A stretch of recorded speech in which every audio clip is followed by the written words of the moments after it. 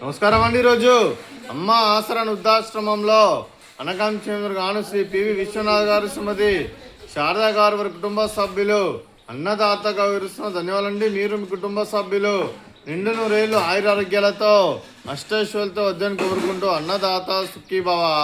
అలాగే ఈరోజు సందర్భం ఏంటంటే మానవ సేవ మాస లక్ష్యంగా 65 మంది నిరాశ్రతులకు ఆకలి తీర్చడానికి శ్రీ పివి విశ్వనాథ్ గారిచే, శ్రీమతి శారదా గారిచే పవిత్రమైన శ్రావణ మాస పౌర్ణమి శుభ సందర్భంగా ఈరోజు ఉదయం టిఫిన్తో అన్నదానం చేయడం జరుగుతుంది.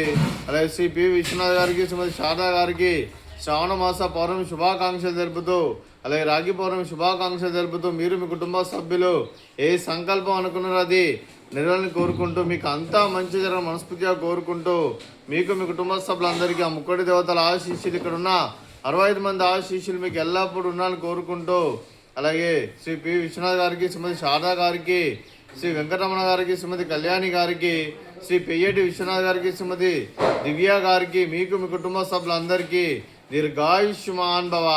మీరు మీ కుటుంబ సభ్యులు నిండు నూరేళ్లు ఆయురారోగ్యాలతో అష్టైశ్వర్యాలతో వద్దని కోరుకుంటూ, అలాగే సంవత్సరం తలపెట్టిన అన్ని పనులు విజయం లభించి ఆధ్యాత్మికంగా వ్యక్తిగతంగా ఉన్నత శిఖరాలు అధిరించే శక్తి భగవంతుడు మీకు ప్రసాదించాలని కోరుకుంటూ, అలాగే మీకు ఎన్నటి తరం ఆరోగ్యాలు అష్టైశ్వర్యాలు సుఖశాంతులను ప్రసాదించాలని దేవుని వేడుతూ దీర్ఘాయుష్మాన్ భవ. అలాగే శ్రీమతి శారదా గారికి, శ్రీమతి కళ్యాణి గారికి, శ్రీమతి దివ్య గారికి దీర్ఘ సుమంగళి భవ.